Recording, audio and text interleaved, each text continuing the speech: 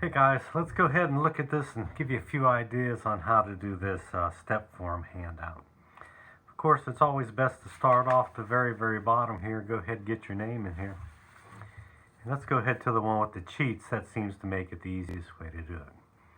Remember, this is a continuation of the 8-point drawing method that we've been dealing with quite a while now. And if you break that down, again, it's really only 3 different directions. We got the vertical line, we got the direction 1 line, and the direction 7 line. Works best if you think about them that way. It also works best if you think about that never draw a horizontal line in this system, the way this kind of works. Again, the vertical line, the direction 1, and the direction 7. Let's put the cheats on this one. It makes it a lot easier to do. So we look at the step form, and again, they're all just look like steps, for a better term to use for them. It's really just a concept that's used over and over again. I usually go ahead, and whenever you get the most defined side of an object, it's usually called a face. Or in the Italian terms, it'd be called a facade. Okay, works the same way the letters do, is that you come to a corner. Everywhere there's a corner, a new line is formed. If you look at the face, it's designed with basically vertical lines and direction 1 lines. So that means all the extension lines have to go off in direction 7. Now, these are a little bit harder to do than the letter shapes because the lines have to go so much further along, okay? Works kind of like this here. Now, what I suggest you do is always find out what direction it's going to and then go ahead and go to the top one, okay? Then do the middle one. And then fill in the other ones in between, okay? If you don't do it that way, I'll show you on the next one, it'll start fanning out on you. A lot of people will have troubles making it fan. Another thing that I like to do is I always try to make them longer than they actually need to be. This way, I don't try to connect the ends of the lines. That's always a mistake, is trying to connect the ends of the lines. It never works. But instead, what you want to do is follow the rule of relationship that says whatever the vertical line does, or the front line does, the back line does the same thing. So this line goes vertical, then the line comes up, and then it goes in direction 1, and then it goes direction vertical again, and then it goes direction 1, okay? Just sort of like that. You can go back then and go ahead and sort of fill them in. Now, if you're still having troubles with the ends of them here, here's another trick you may want to use. Just follow this line and do a hatch of whatever it does and work your way right across. And then that will make sure that that back line is the same. And the same thing on the second step. You can finish off kind of shading in a few parts of it. Again, this should be direction 1 also. Let's go to the one here without the cheats on now. Works like this here. Again, look at what the information that I've given you from the face. This face is created with lines heading in direction 1, 1, 1, 1, and vertical lines. So that means every time it changes direction, it should go to the other corner here. Now, a lot of kids will go here and they'll try to put this line in here for next, and then they'll follow up like we did on the flags and move it this way, and then move it this way, and then move it this way. And see, what's happening is these are no longer parallel direction 7 lines. They start fanning out in different directions. It doesn't work good that way. It's a mistake that a lot of kids make. Help solve that mistake. That's what I said earlier. We want to go ahead and determine this direction here, and then come up and try to get this the same exact direction, keeping it parallel. Sometimes if you lay your pencil down in between it and just kind of roll your pencil up to it, these lines here will be parallel to one another. Or you can take another measurement of some sort to use it as a scale to see how that's keeping it the same. Here's another way of looking at it. Let's go back to our original ideas when we did these things. when we were doing the flag shapes. Alright, so I know the line is direction 7, but if I turn that 7 line around so it becomes a vertical line, and then I can draw that one straight line that I always know how to draw the best. And I can put them in here. Again, I make the lines longer than I know they need to be. A lot of students will go ahead and they will try to connect the ends of these like this here. And that isn't right. It's not the way it's going to be.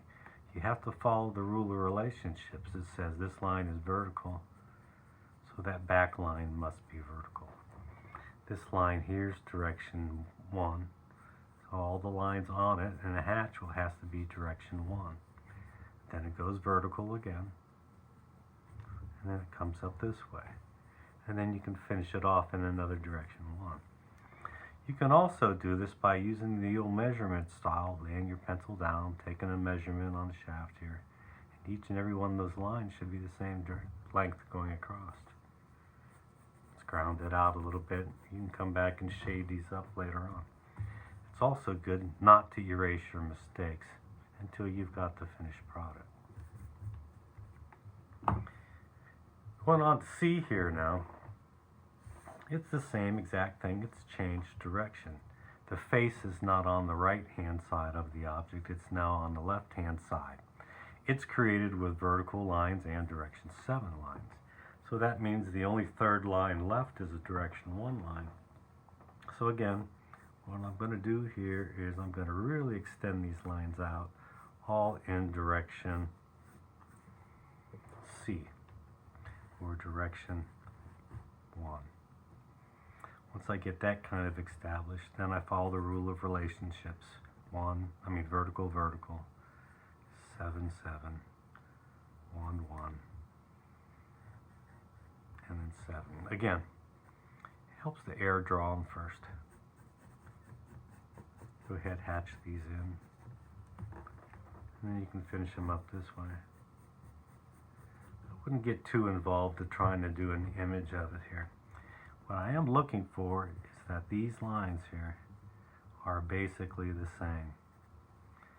Again, like a mathematical check, you can turn it this way here and then do the old vertical line thing. And then you can see how off it actually is, So here I go vertical, and then I go vertical here. You can see I was off that much. That may not seem much to most, but some of us OCD people have a little bit different way of looking at things. Alright, so it kind of works like this. So you'll see how this game is kind of played like this here. Now again, this is the elementary school line up here. This one here, A, B, and C. Let's go to D. It's a little bit different. It's just more of the same of the one above it. I'm not going to show you this one. E is the same as the one is C over there on the other side. It's the same as this one here, but there's just more of it. What I really want to do is spend my time looking at F here. Now it's a little bit different. Well, it's actually quite a bit different, but the rules are basically the same. Again, I find it easier if I turn it, making my direction 7 lines now my vertical lines. And if I jump right over here to the far side of it, pull that line down first, I'll keep this all sort of connected together. Follow the line down just like we did on the flag shapes. Wherever the line changes direction, a new line is formed. So now I got all those lines extended. I know they're somewhat the same direction. I flip it back around and I follow the rule of relationship that says basically whatever the front does, the back does. So this goes vertical and vertical. Direction 1, direction 1. And then we got this little loop going here like this, or half of a curved line. So we're going to put it in there. And then finish off the form like this here. I'm not going to get involved in the shading. I've already showed you kind of how to do most of the shadings on these. And we'll see if you can remember how to do those. Let's move on down to G. G here is the same type of thing. Again, turn it this way makes it the easiest. Just like the flag shapes now. I'm going to run all these different vertical lines. I'm making them longer than they need to be. They don't need to be perfect at this point. can see mine are very, very loose today. And this is the tricky part here. Whatever line you use, it's always best to kind of see what direction this is going, and then make that same direction all the way across. This one here goes direction 1. This line goes just vertical across. I'll let you finish that, it's easy. And this is direction 1. And then this one's a cut back. So it goes kind of like this here. And then of course we finish it off by cutting it back direction 1.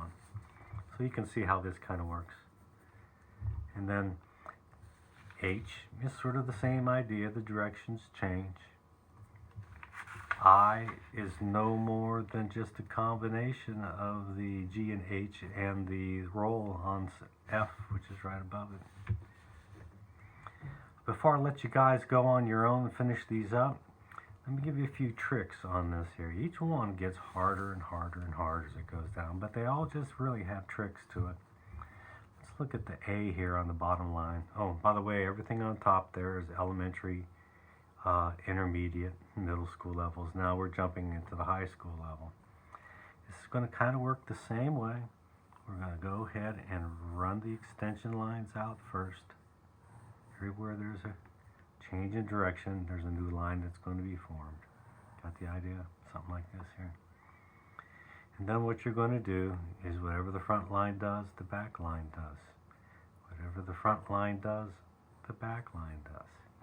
And this is where most people want to get messed up at. What they always want to do is they want to make a connection between the drawn line and the line they're actually drawing.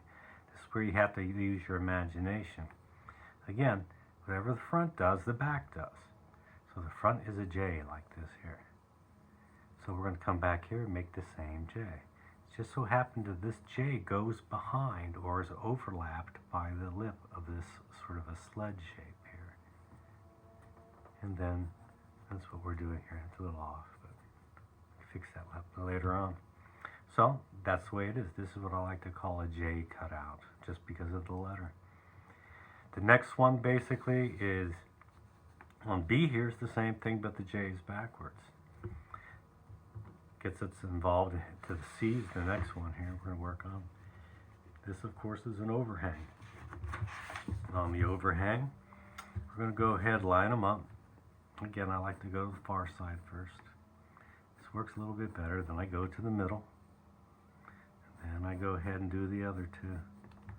Okay, wherever there is a change in direction of the face line, the back line, a new line is formed. Cut on over here to C, and we'll flip it back. And we'll do the rule of relationships that say, whatever the front line does, the back line does. Easy enough? Well, the front line goes up like this, but then we got this little overhang here. The overhang is about 1/8 of an inch. So what I want to do here is we're going to make sure there's an overhang about 1/8 of an inch here. And put that up that way. And then we go direction 1. It goes up just like normally. And then there's another overhang here. Make sure that we overhang it here. Finish out the step form, a true step form, with risers and on it like that. Now, the rest of them I'm just going to let you go on and let you figure them out on your own and see if you can logically figure out the tricks. Everyone's got a trick. You know, each one gets a little bit harder. Work your way through it. Challenge yourself. Go as far as you can on this worksheet and make it work out. Add your shading and shadow, and then go ahead and post it to your document.